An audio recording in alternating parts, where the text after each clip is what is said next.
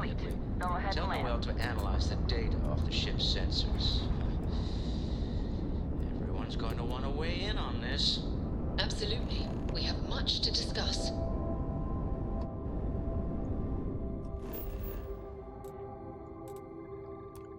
Time to head to the lodge.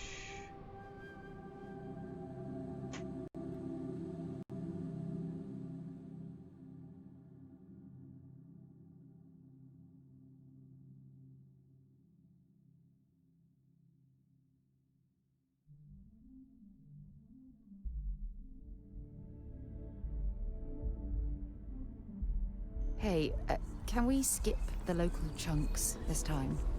Never agrees with my stomach. But why are you eating chunks for, Sarah? Everybody knows you don't eat chunks on an empty stomach.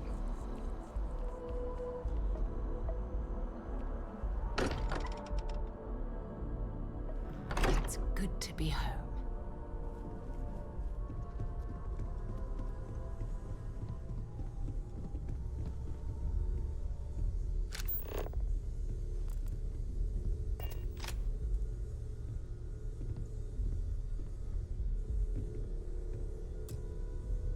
How is Neon?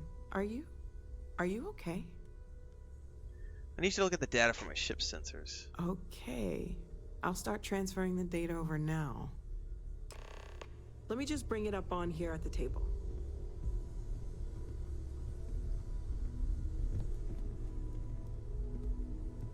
Is that a prototype? I don't know what that is. That material isn't anything we... What the... Everyone, come take a look at this.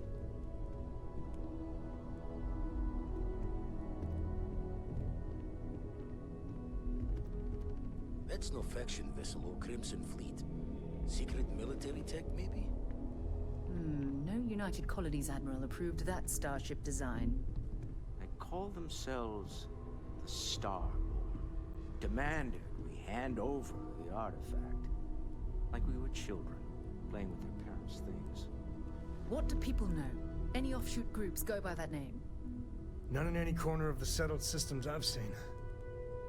Maybe a distant human colony finally popping its head up. Another house for Rune. I very much doubt that. We ignoring the obvious here? A heretofore unknown group who just happens to know about the artifacts. I'm just gonna say it. Intelligent alien life, or extra-dimensional beings. The original creators from the furthest fringes of space. Or beyond even that. Is the metaphor of avenging angels coming down to keep humanity from forbidden knowledge not apt here? Dude, So, we have a lot stow of the theories, but religious nothing rhetoric, concrete. man. Except that they're after the artifacts, and they're willing to take them by force.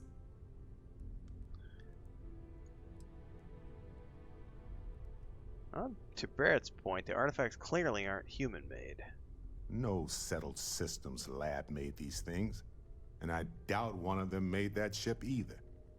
So, we got some weird extra-dimensional beings that coincidentally decide to build their spacefaring vessels exactly like we do. Not so sure about that. Noel, start analyzing all the data from the ship sensors. The gravitational wave they caused, scans of their weapons, shields, everything. We're in the dark. We need to learn anything about them we can, including some way to fight them if necessary. Until then, we stay the course, collect the artifacts. It's even more important now that an intelligence we don't know or understand is looking for The them. Reaper's vibe from Mass Effect? Hey, man. It's one way to look at it for sure.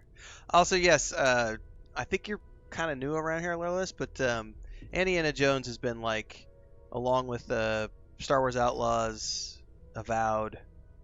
Those are like the 3 big games that we're going to be playing on this channel this year. We did a vote maybe a month ago. For me personally, Indiana Jones is despite the fact that I love Star Wars, I've played hundreds of Star Wars games, right? And most recently we just played Jedi Survivor, Jedi Fallen Order, and then Jedi Survivor was, early last year. So I've had plenty of Star Wars. And Star Wars Outlaws is probably, it's up there like one of my number 1 games for the year.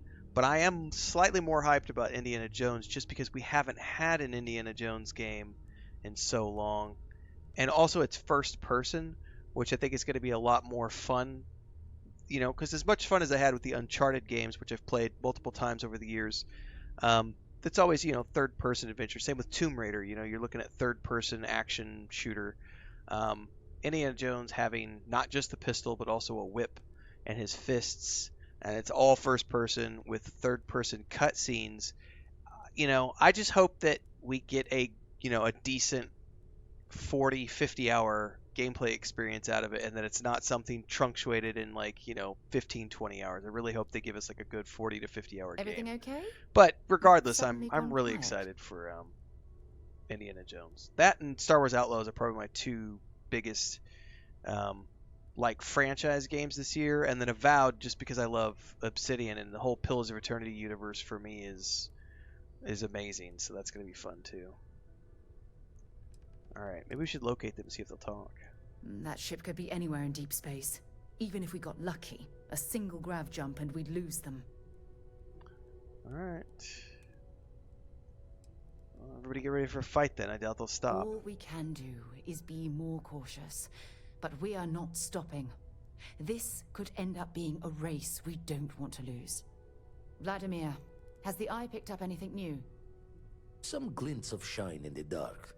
Ready to hand them out as soon as you please. All right. Good luck, everyone. And be careful out there. All right, let's add this artifact to the collection.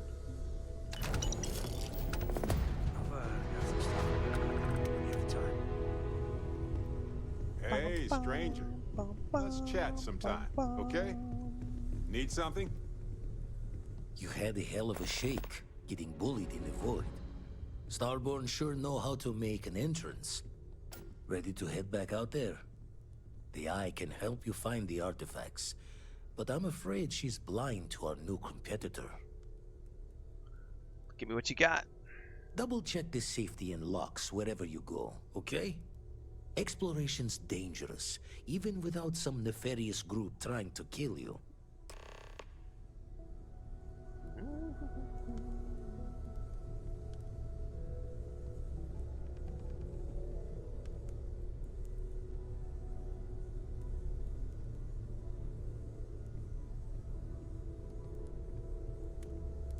Hello there, Vasco. Greetings. Good Walter luck out there Stroud. on the fringe. How may I assist you? No, I don't need anything. Just, checking in, seeing how you're doing. At present, all systems are functioning well within established parameters. Right. Well then, keep up the good work. Of course. I have been given no alternate instructions. All right, I'll be right back, everybody.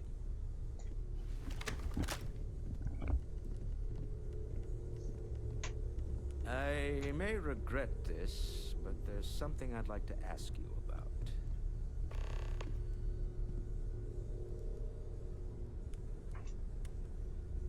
Keep both eyes on the back while you're out there.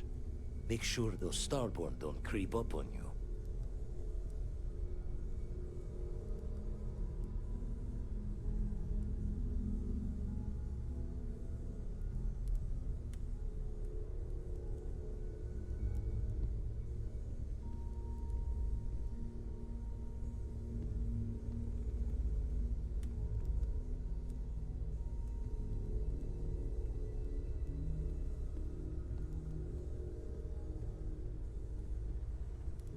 When's the last time you went up to see Vladimir? Haven't gone up there recently. Is everything okay? Oh, I just don't know how he does it. Up there all alone for so long. Some people love that kind of space. Pun intended.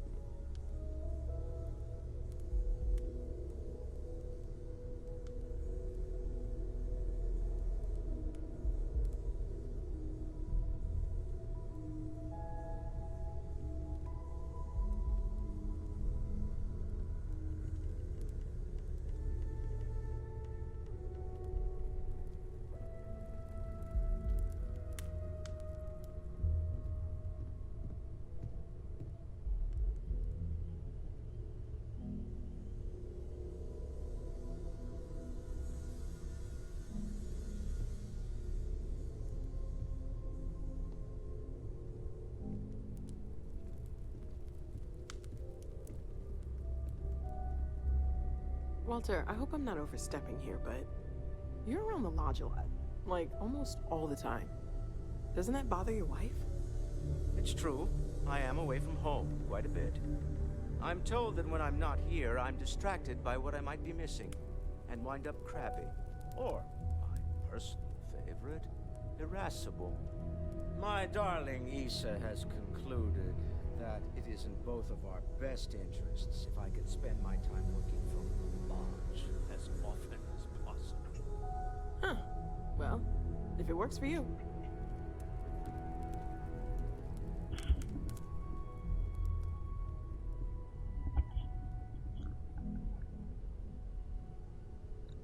You gonna rest, honey?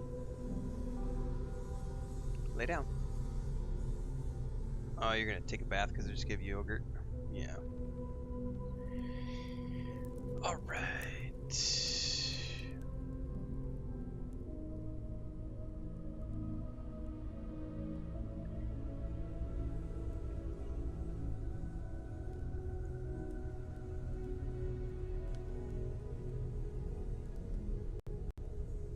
So like the Summer Game Fest is happening at 2 p.m. Pacific today. That's like 3 p.m. my time. So any coverage I'll do around that event's going to be this afternoon, this evening, into tomorrow. I know Dune Awakening has a story trailer, so I'll definitely be covering that at some point today.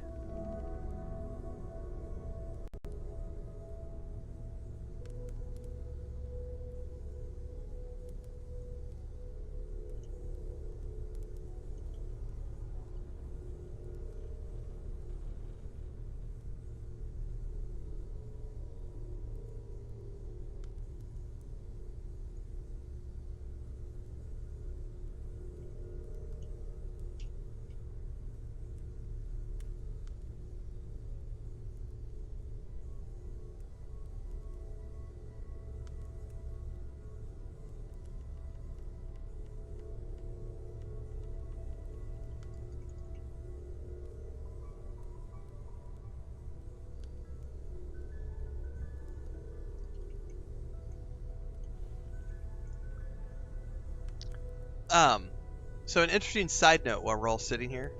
Give me 2 seconds here. Helium across the far reaches is dangerous work. Would have told you to gear I know up everyone's even excited before by we the knew we had artifacts, but competition. we need to be as objective as possible and be aware of possible negative effects.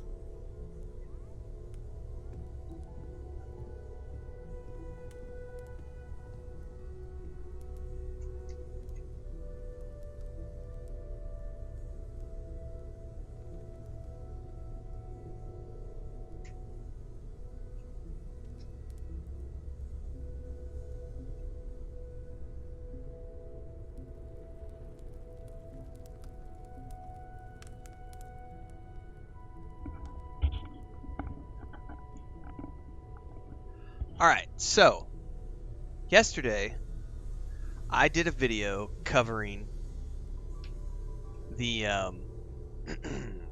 the Wayward Realms Kickstarter, which is a Kickstarter from a couple of the guys who worked Still on need to lift another set today. Daggerfall, dragging. which was Shoulder the stiff. second Elder Scrolls game, and they've got a Kickstarter going on for this upcoming game that's going to be a spiritual successor to Daggerfall, right? So I did a reaction video to the Kickstarter. So in my Kickstarter reaction video, I was very pessimistic about some of the things that they're promoting on their Kickstarter, not the least of which is the fact that it's not a game. They're not actually promoting a game on their Kickstarter. They're promoting a prototype, which they will then pitch to developers or to publishers in the hopes to get a huge budget to actually build the vision that they're promoting on the Kickstarter. So that's the number one red flag. They're not actually, what you're supposed to do with the Kickstarter is you're supposed to pitch the product that you're building with the Kickstarter funds. That's what you're supposed to. I don't know how this got through Kickstarter's quality team, because they're not actually pitching a product on the page. They're pitching a prototype that they will then turn around and pitch to publishers to get money. So that was number one red flag. However, what was really interesting to me is the other red flag to me was their claim of being able to, they claim that they're going to be able to do thousands of NPCs on screen at the same time. And I said in that video, I was like, that's just not possible. No modern game does that. No modern game can do that. You cannot have thousands of NPCs on screen. And you had some pushback from certain people. What was really interesting to me is within a couple of hours of me publishing that video, Ted, the guy behind the Kickstarter, the guy, one of the main guys behind that, who worked on Daggerfall and who's put this, was on my YouTube video, and he started, to his credit, kind of walking back some of the claims. Well, you know, because he literally came on my video and he said, we've had this is what he said. He says we've had 500 million, is what he said. Or 500,000, sorry. He said we've had 500,000, not 500 million. He said we've had 500,000 characters on screen.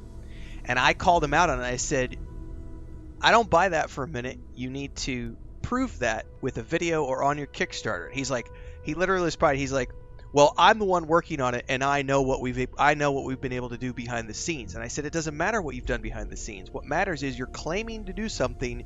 You're not showing that you're doing it.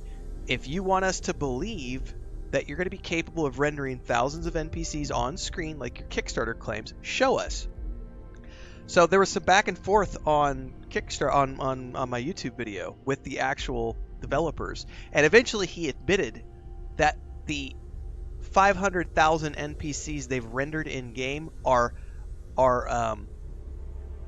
in a checkerboard environment. They're not rendered NPCs. They have no clothing, there's no skin textures, there's no hair textures. He said, we've rendered 500,000, you know, just basically non-3D figures on screen. And he literally said, and I'm confident that we will be able to therefore render thousands of NPCs on screen for the end user. And I was like, I look forward to seeing your video proof. And he did say, well, we're going to put something together and have it out soon. I'm going to be genuinely surprised if they actually put something together and put it out. But it was really interesting to me that the developers themselves came out of the woodwork and were scrambling to be like, oh no, that's not, hang on, but we've done all these things behind the scenes, and we, you know, it doesn't matter if you're skeptical, we've done it behind the scenes, and if we've done it and we know it can be done, then that means it can be done. It's like, no, that's not how this works. You're asking people to give you $500,000, and he's like, well, we've been working 4 years for free. I don't give a shit if people were working for free. That's the risk you chose to take to put it together. I've done this before. I worked 5 years on the MMORPG before we ever got an investor on board.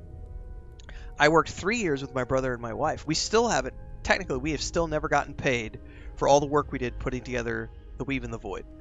Now, we did get Patreon funding, which paid for everything, but we've never taken a paycheck. We still have all the excess money beyond what we needed for assets. That's still sitting in a PayPal account.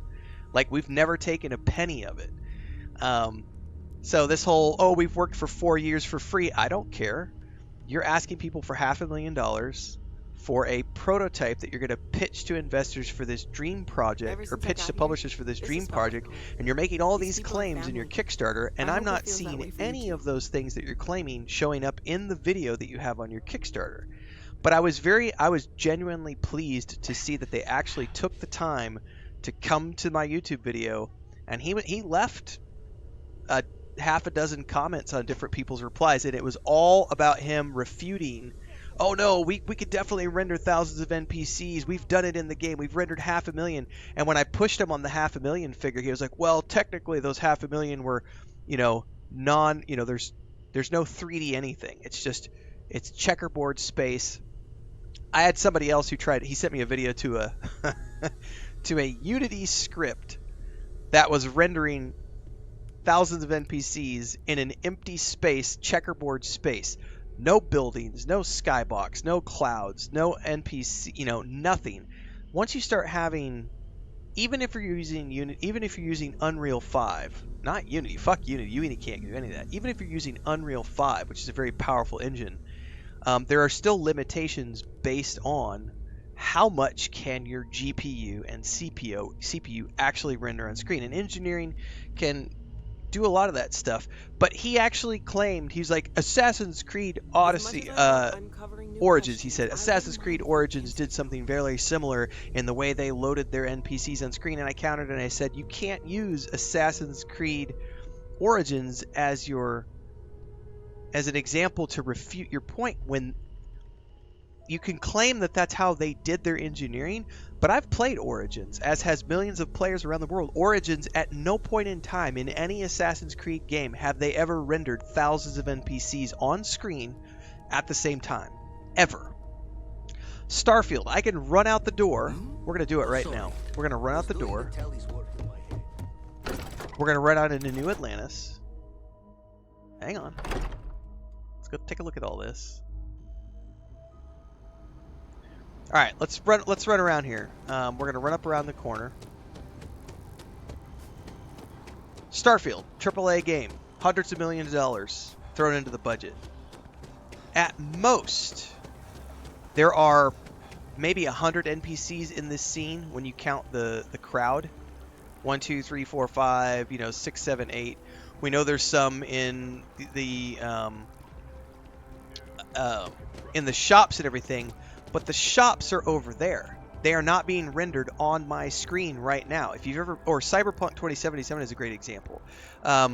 So we can see all the way down here. If you look down the ramp, we can see all the way down to the tram. Right? There is a draw distance for how far our character can see. At no point in time are there thousands of NPCs on my screen, despite the fact that this is a teeming city. Why are there not thousands of NPCs on screen? Because of performance reasons. If there were thousands of NPCs on screen right now, I would be getting single-digit frames, if that.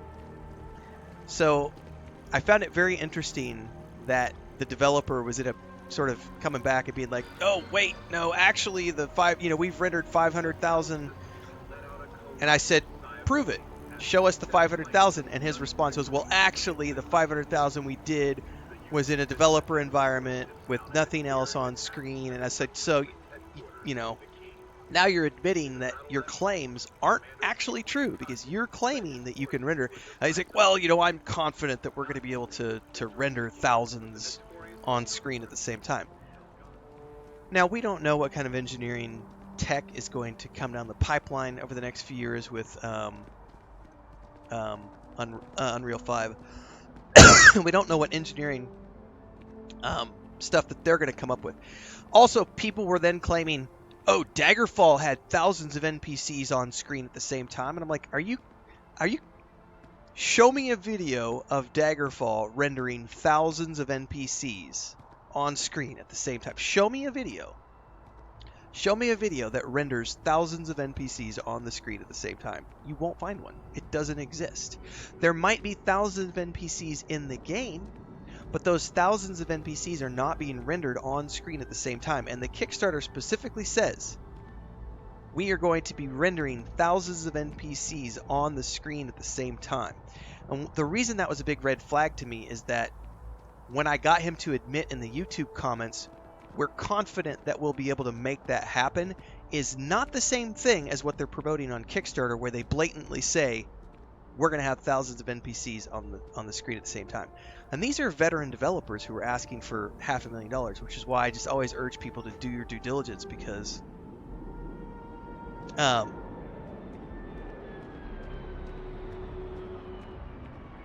procedural generation world stuff, they're talking about a world that's going to be 500,000 kilometers large. That's cool. That's totally doable. No Man's Sky does that with the way they've got their procedural generated planets.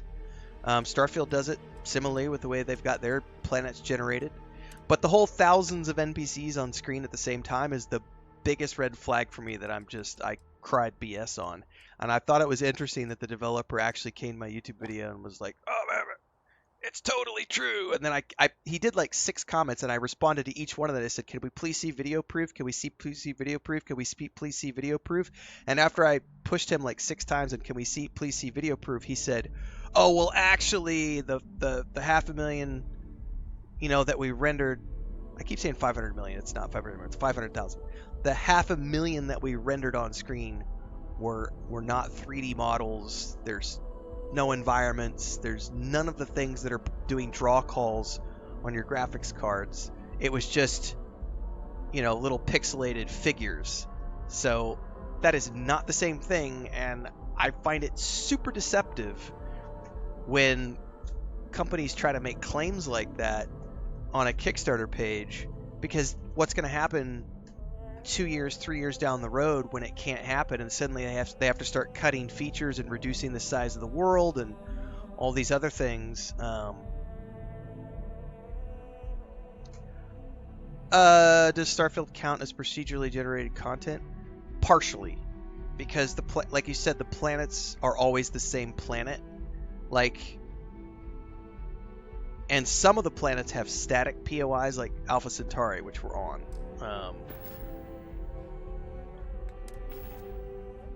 Hang on. What status do I have on me? Oh, I need to eat. But like all the other planets, they have the same name. It's always going to be the same planet. The only thing that's procedurally generated is the POIs and like the harvesting nodes and everything else. And that's just based on, if you remember the way Todd talked about it, was they set up templates that basically just combined lots of different biome types and harvesting types, nodes and types and everything else. And when it goes to generate the layout of the given planet, it pulls the templates down and just sort of mixes and mashes them and gives you that random procedurally generated planet space with, here's a couple of caves, a couple of ruins, and those could be different every time. The biome could be slightly different. The harvesting nodes will be slightly different. Whereas opposed to someplace like New Atlantis that we're on, is always going to have the same static POIs for these.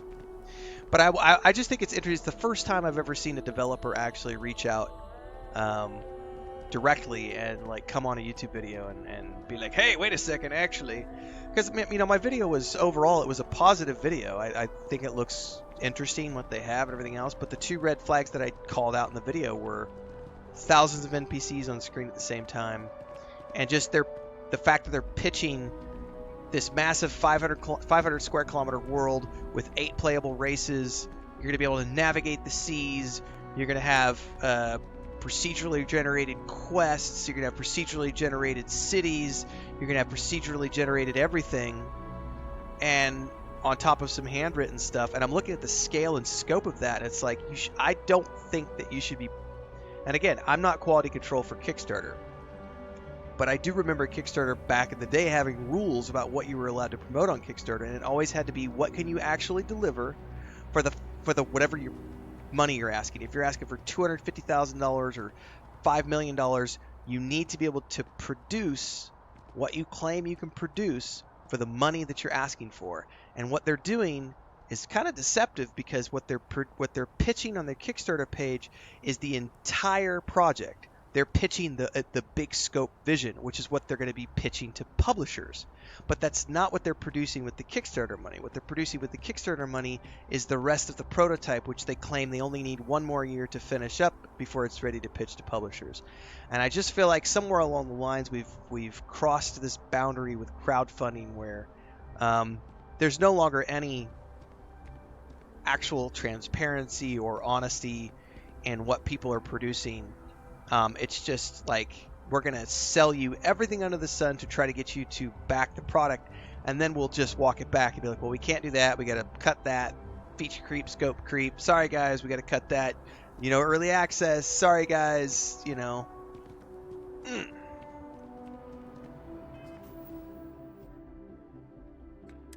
Anyway, random rant. You can go watch the video. It was up from yesterday if you want, and read their commentary. It's very interesting.